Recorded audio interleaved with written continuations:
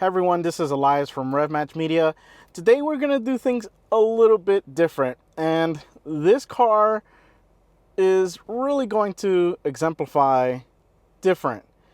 So usually that GoPro that you're seeing is in front facing me, but today we are going to have it on the sunroof, or the sunroof, so that it shows off this incredible dashboard.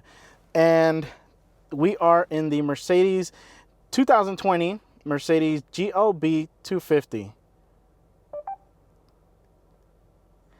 It thinks I'm trying to tell it something. Cancel. No exact results matching Geo were found, showing 5 car dealers in... Okay. What? So it has this voice recognition. There's certain key phrases that you can say for it to activate. But yeah, we're in the 2020 model, the GLB250. This is the 4MATIC model, so it is, traction on all 4 wheels. And again, this is a little bit different because this car is a little confusing to me. Or Mercedes stop. So let's call it MB. So MB's SUV lineup is a little weird. Not sure who it's for, or their models don't really make sense. But I think this one does. Let's go for a drive.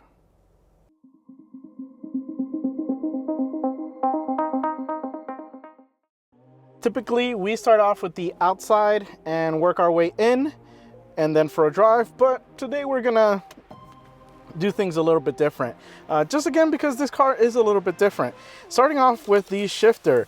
The shifter, there is no center shifter here. It's actually on the right side. It's kind of like a windshield wiper kind of stick. And I say kind of stick because it looks a little dainty. I was a little scared of kind of breaking it, because that is going to select your gear, and you don't want to have a broken gear selector. But yeah, so you push it down, that's drive. You push it all the way up, that's reverse. You push this little button on the side, and that gives you park. So let's go ahead and go for a drive. When we open up the door, the first thing we do is we see red. And we like that we're seeing red. We have a cool two-tone black and red interior, leather interior. And it has some kind of like wood paneling on certain parts. It looks great. It kind of has a dark, flat look to it, which complements the rest of the car really well. So we get in the seat, and we have 3 memory options. We have the first one, second, and third, which is great because if you're sharing this car with multiple people, you want to be able to set yourself up to however comfortable you want to be, and the others can do it as well. Now, the bonus is it's not just on the driver's side, but also on the passenger side. So my wife and I designated a number to each other. So I was the first one because I was the first one that got to get in the car, and she designated herself as number 2 on both sides, which is, again, it's great because sometimes if she wants to drive, or if I want her to drive, I can get in the passenger side, and I can program myself the way that I want to, and not have to worry about really, trying to get comfortable again. And then if she wants to get in, then she has to reprogram everything. So it's small little things, but really adds to the the experience of a car like this. And when we get in these seats, they're comfortable. They're really comfortable, and we also have heating and cooling, so that's awesome. Especially this week that we've had it. We've had such, and I keep mentioning this, but Austin just has been having some really weird weather. We had really cold weather, and about probably 40s or high 30s. And right now it's literally 84 degrees. So it's bright and sunny, 84 degrees. And it's having both of them really help out in having a comfortable ride. Now with the seats, there's some really unique things with this. And what I'm pointing at is kind of the dashboard, the control center, because we have two 10-inch screens, not just for my speedometer and kind of my my gauge cluster here, but also for the menu systems and everything there. What's great about these seats is there's this kind of like in the comfort section, there's something called seat kinetics. Now what this does is it constantly moves your seat. So it's just small fine adjustments to your seat to make you comfortable, and depending on how you're standing how you're sitting, really, it makes those small micro adjustments to both the bolsters, the bottom part, and the reclining ever so slightly on the reclining.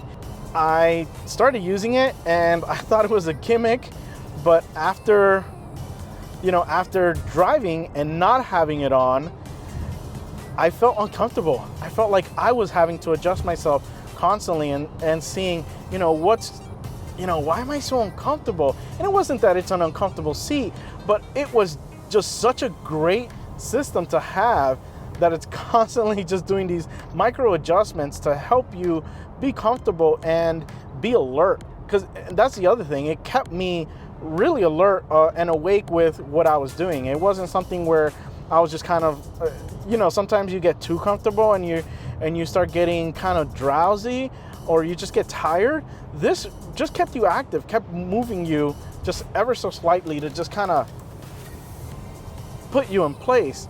And again, it was such a small thing, and it's also kind of fun when you have a passenger and you turn it on and they freak out like my wife did. But the seats are definitely an unbelievable feature, and with the seat kinetics, it definitely makes it a really pleasurable drive when you're really going on those really long runs. When we look at the steering wheel, this is awesome. So this is the AMG line, what they call the AMG line, which is similar to the, I guess, like the S line for Audi, where it's just kind of the looks packages. So with this one, we have the flat bottom Mercedes wheel.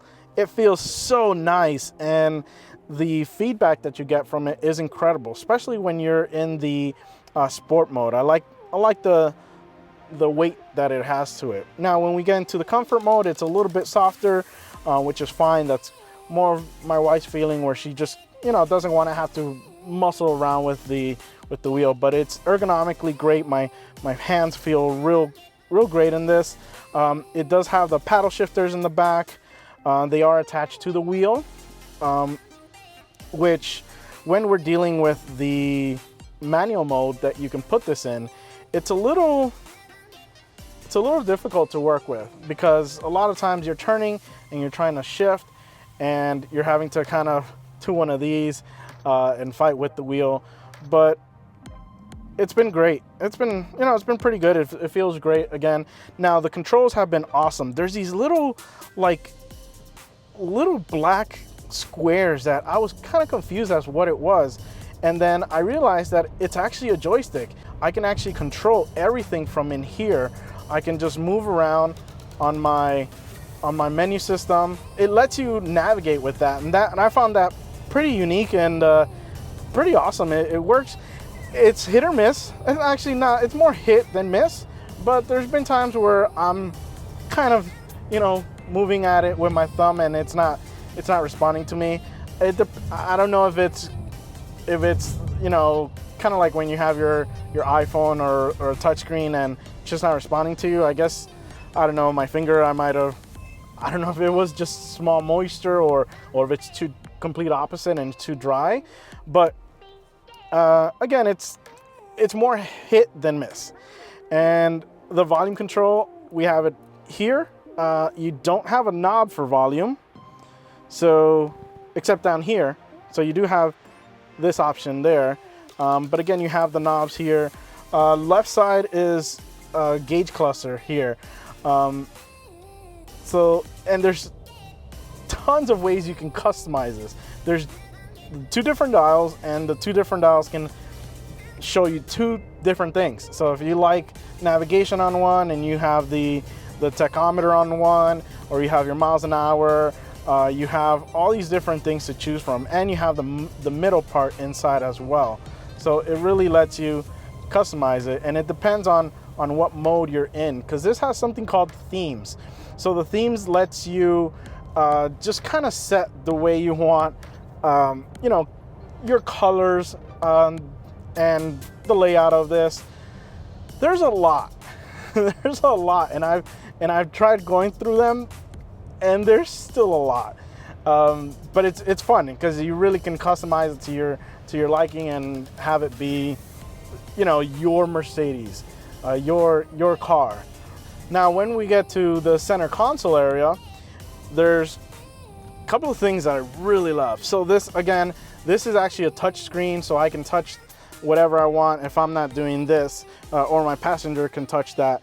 I have the AC vents, which look incredible. These things are unbelievable. They're like a brushed aluminum color. They definitely have a kind of industrial, kind of that German industrial look to it, with the brushed aluminum. They are illuminated, so there's a small strip here, and what's great is that because it's that little strip and of the shape of it, it actually illuminates that whole kind of circle there, or the shape of the vent itself. And again, you can change that color, you can change it. The vents, there's a strip on the dashboard there and on the doors. So I believe those are the 3 levels, and the footwells as well. But yeah, this is actually pretty incredible. It just looks awesome. And they're, you know, you spin them and that's closing them. You spin them open and they again just move. It's such a subtle thing, but it really makes it stand out, especially in this kind of sea of dark in here. The brushed aluminum stands out a lot. We come down a little bit more and we have the wireless charger. I love it. I love wireless chargers because they're really helpful. You don't have to be plugging things in and having to worry about, you know, do you have the cable, where's the cable, that kind of thing. But a couple of things. It's been a little tough to kind of get on there. There is this little kind of stick that pops up so that your phone doesn't go flying. Thankfully we haven't needed it. We're not driving that crazy. It does squeak for some reason, so might need a little bit of WD-40 to get that lubricated there. But the charger hasn't been 100%, and that's with a case or without a case. That's one thing, you know, you really have to, there's a center area, and again, if you're moving along a little bit, it can move it off of that kind of sweet spot to charge it. I am needing that charger because this only has USB-C connections. There are no USB, I believe it's B, or just your standard USB connection that goes into the car. It is only USB-C, so you do have to have the smaller connector for your iPhone or your Android. So we haven't been able to really test out the CarPlay or Apple Play or the Android Auto in this because we don't have those cables. We have just standard USBs, and that's why we've been using the wireless charger, which again has not been 100%, and we're having to constantly check to make sure it is in fact charging. We've just been using Bluetooth. The Bluetooth sounds crystal clear. We haven't had any connections, drops in connections like, you know, I've experienced in other cars, or any issues with the sound quality. So it does still give you a nice deep bass and really crisp highs. It has like a trackpad, and it's pretty good. It's very responsive. You can hear the tactile sound that it does. It's been really great with recognizing my hand again, whether I just washed my hands, got in the car, a little bit of moisture or a little bit or really dry. That again, we've been, you know, it's been raining, so my hands have been wet. My hands have been super dry because it's been really hot, and it's been able to pick up my fingers, so no issues there.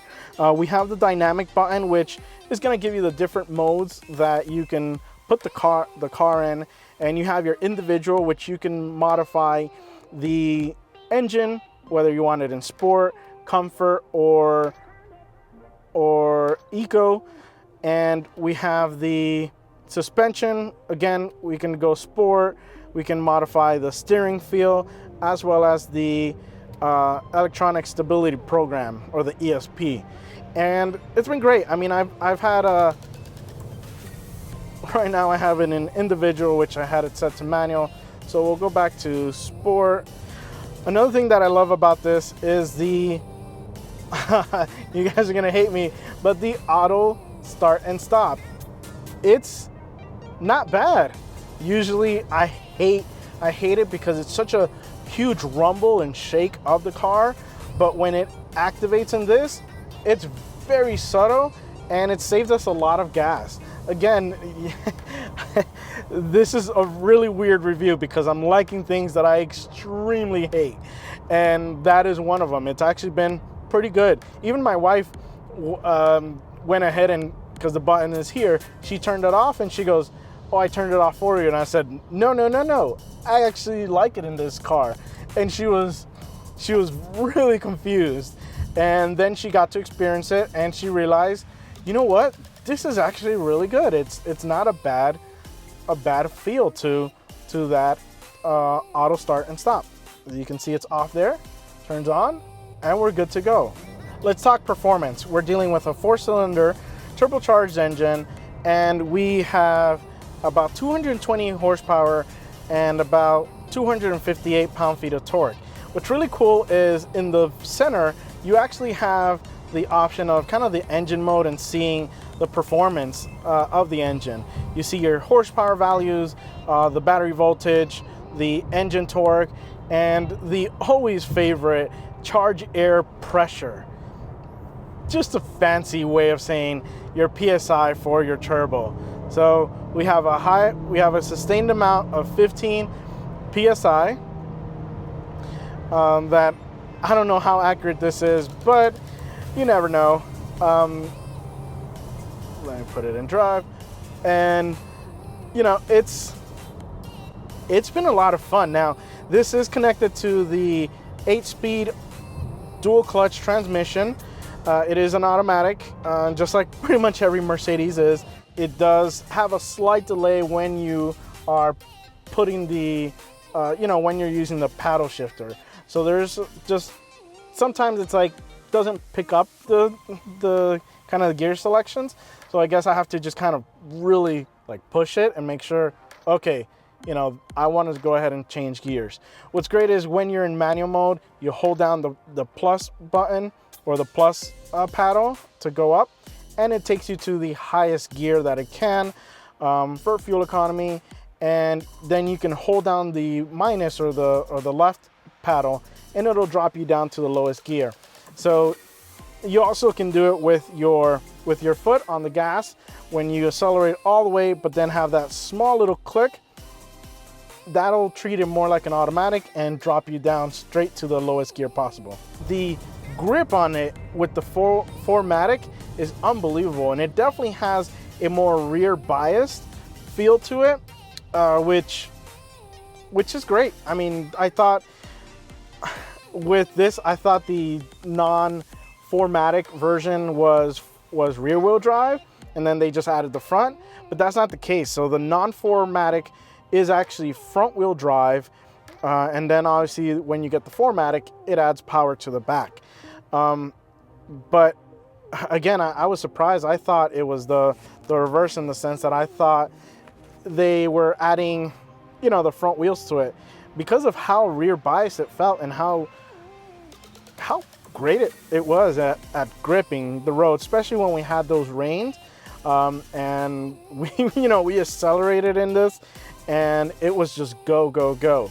We're looking at 0 to 60 in about 6.9 seconds. It's not the super fastest kind of vehicle, but look at what it is. It's a small crossover with a little pep, and it's a little confusing because it's like it wants to be more than this, and in the sense of like it It has a mean little growl. It's not super loud. It's not as loud as kind of the Mercedes V6s that have the snap and the crackle and the pop of the exhaust.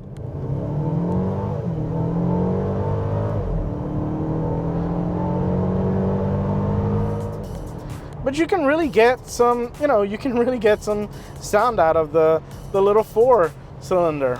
This is, like I said, one of those confusing vehicles because after all, you have the GLA, kind of in the same segment, the GLC, and God knows what other GL model. I forgot the other one. Obviously, this is, I think, the better looking of the models. And I don't know, I would say just get something like this. Just have this model, maybe give it a little bit more power, maybe a different engine, and get, have a higher, another bigger full-size SUV with the full treatment of, have the higher luxury trim for that package. So yeah, I'm just a little confused at this one, but it's been a lot of fun, and it looks great. What's great is even in the gray, in the dark gray charcoal kind of color, it stands out. It stands out. You get that look of from people of like, wow, that's a nice Mercedes. And it's been very useful, extremely useful. Grocery shopping was a breeze, tons of space in the back, loaded everything up, all my gear as well. So it's been a pretty useful car. This actually is pretty spacious in the back. I have my kiddo's seat in the back.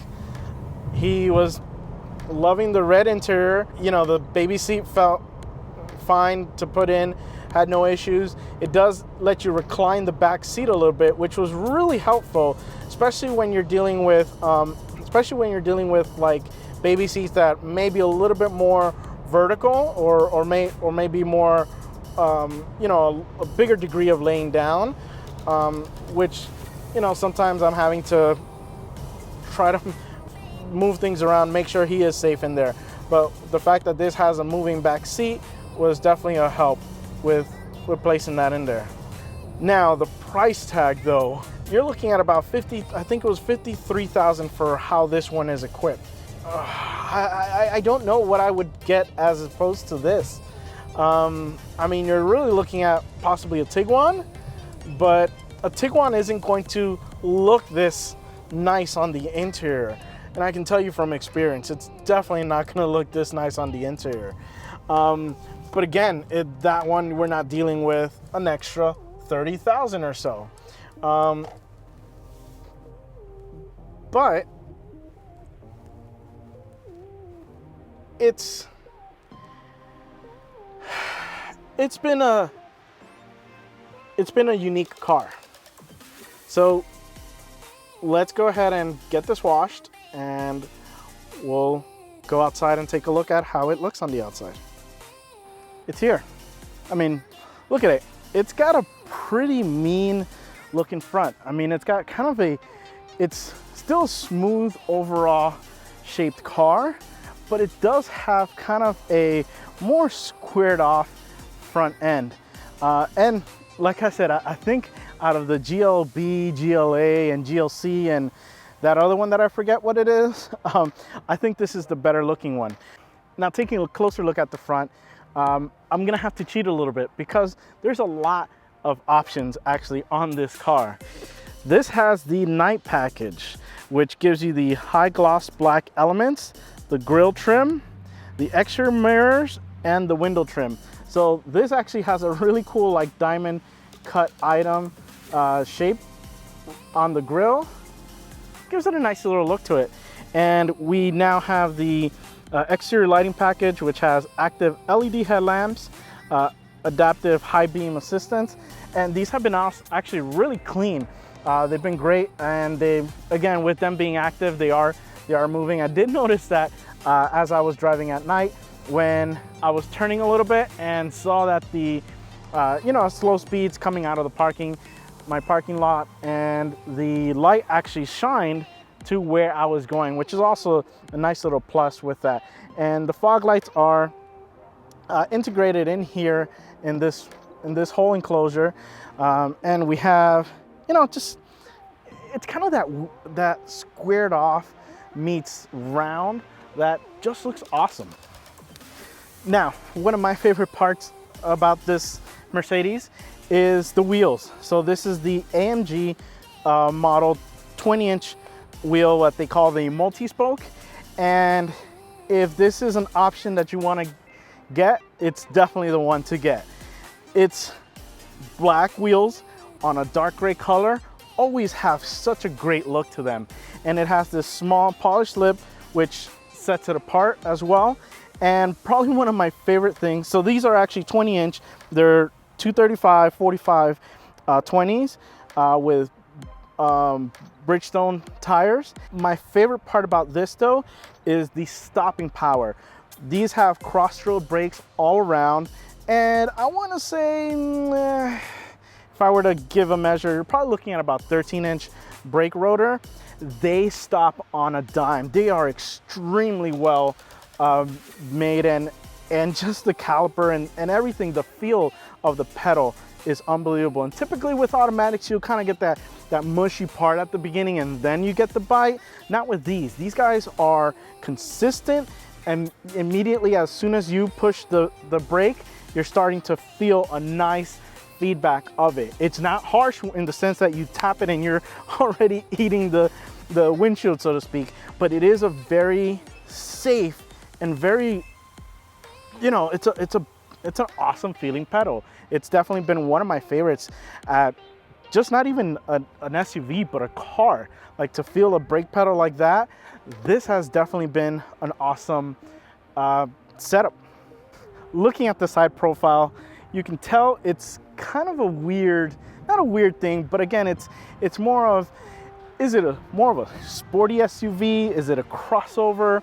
I like the way it sits. It looks a little bit lower than your typical, you know, kind of crossover SUV. So it does sit a little bit on the sportier side, which that's what I'm kind of confused with this car. Where do you want to be a sports car? You're giving me some cues like the amazing brakes. You're giving me a nice turbocharged engine. You're giving me these cues of what I want to be. But come on, Mercedes, we need you to get it there. But again, it has a great profile on the side where you can see it just has a beautiful shape. It does remind me a little bit of the Tiguan, but I think this is the better looking of the two. Granted, more expensive, but if I had the money, this guy would be in the driveway. Let's go to the back. Now, bringing it to the back, we can see it's got a good size to it. I love the rear window. It does have a good amount of visibility coming out the back. These taillights, the taillights look unbelievable. I love the shape of them. And really, you have the dual exhaust tip. Now, I don't know if they're functional or how they're kind of connected to it, but it does have a great little growl coming out of it. A couple of things with the, obviously with the key fob, you can open up the back. And you have a ton of space in here. There's definitely, you know, plenty of room for everything. I'm glad that this isn't a three-row seating SUV, because I feel like there wouldn't be any room, but you'd be surprised how many manufacturers with this size vehicle will opt for that third row, you know, kind of gloat about, oh, this is a third row seating SUV, but it really isn't. It's so cramped and so unusable with those, but I'm glad this stayed 2 rows.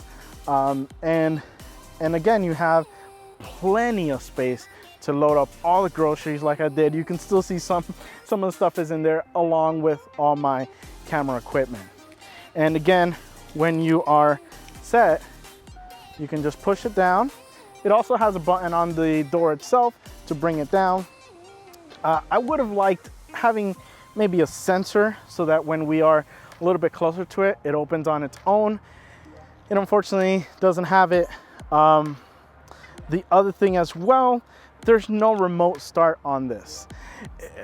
I know at the 53 or 58, around there price point, it's a small thing to ask for, but it really makes the difference, especially when you're dealing with hot or cold weather and you want to get the car ready to, you know, be with, you know, either cold or hot inside to compensate for the crazy weather we're dealing with here.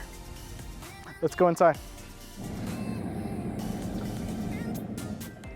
Now the audio may not be great on this because we're using the GoPro, but I needed to use the GoPro to show you just how large this sunroof is. And it gets divided and it goes to the back. The little kiddo has his own little window. It's great, it's big. Now, if you don't want the full sunlight, you have the option of closing it and having your sunshade. And you can see it really protects from the sun. It blocks out a lot.